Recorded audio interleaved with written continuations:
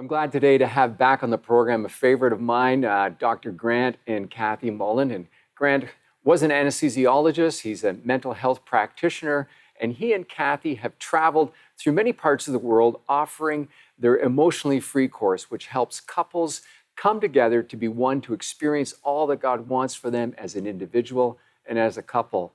And Grant and Kathy, I want to welcome you again today to the show. Thanks for coming on. Well, it's nice to be back. And of course, it's a long trip on Zoom. Yeah, well, and Grant, I have heard that joke before, so work on some new stuff, okay? Kathy, I'm especially glad that you're with us today.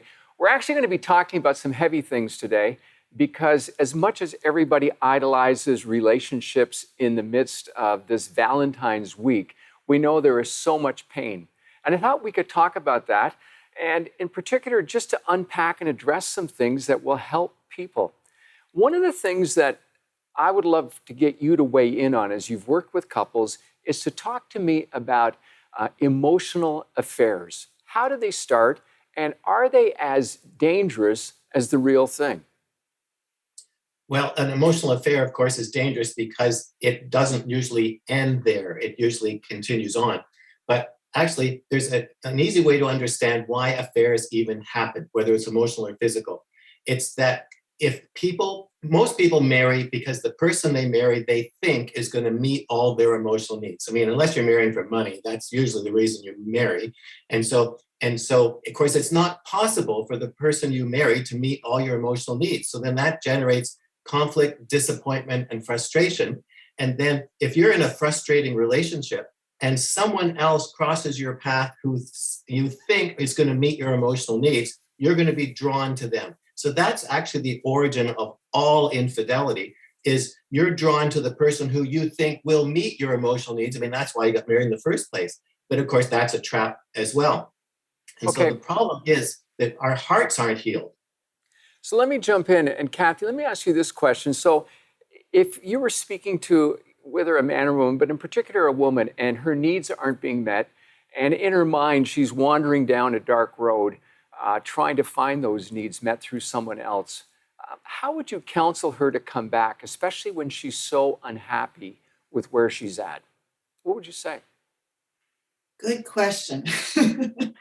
I would begin asking her to look at her heart as to where she is hurting inside, and talking to a counselor about what is driving her. So many of us are looking to our husbands to be the one who will tell us that we're everything that we need to be, that our husband is the one who breathes life into us. And we actually need to be looking to Jesus for who's breathing life into us. But you start with getting your needs for acceptance and security and love met by the Lord. And then out of the overflow, because you're being healed on the inside, then you can love your husband appropriately. But he needs to also learn how to love you out of a selfless place, and you have to love him out of a selfless place. And so many marriages are struggling because they're being selfish. It's all about me, my needs, as opposed to what can I do to meet his needs or her needs. So it really boils down to a healing of the heart. As long as your hearts aren't healed, there's potential for conflict. I think we could probably spend about an hour just talking about that whole subject. Let me move on to something that's even more painful. You've run into this. I've run into it for years as a pastor and dealing with families where there has been marital infidelity. The covenant has been broken. Is there hope? How do you begin to survive if you can? What are your thoughts? Well, of course, there is hope. I mean, there are many couples who have recovered from infidelity. Of course, there's hope. And if both partners are willing to turn to Jesus for help, then of course there's hope. So what would be the first step? Well, disclosure. Yeah. The first step is disclosure. You know, what really happened? How long has this been going on for? And the extent of it. But then I guess it's forgiveness. Well, no, I get guess into a not. counselor. Get to someone who is going to walk you through that difficult pathway of not only confession and disclosure, but but the pathway of how do I navigate this betrayal, this loss of trust? How do I live with someone who obviously did not honor me the way I needed to be honored? And a rebuilding of trust is a really long-standing thing. You can forgive, but reconciliation doesn't necessarily follow forgiveness. That's a long road. Yeah, rebuilding trust is a long pathway. Forgiveness is an act of the will, but rebuilding trust requires two people who are willing to do it. So, when you talk about forgiveness and experiencing the forgiveness of Christ, let's take the last minute in this part of the interview. Talk to me about how that works so that we work towards that place of rebuilding trust, because it is a journey. How does forgiveness and understanding what Christ has done for us play a key role?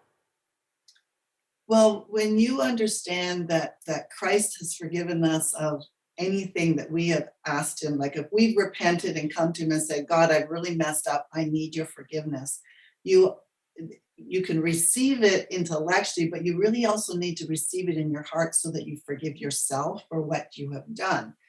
But then there's also the step of that forgiveness, receiving from him, means we also need to change how we behave. And so allowing the fruit of the spirit to begin to develop in our lives, love, joy, peace, patience, long suffering, and so on, all of those things need to start to develop. And so it's a pathway that there will be repeated tests that have to be passed in order for trust to be rebuilt. And if you fail a test, then you're step back and you have to rebuild that again and again and again. And so it is a process. It is a long process. Kathy, that's so helpful to hear that. And I know it comes as a word of encouragement to people listening today to say, I'm going to step into this process and press on and let my marriage become what God intended it to be. We're going to be right back with some more questions. You're listening to The Perspective. I'm Mike Sherbino. We got Dr. Grant and Kathy Mullen with us today.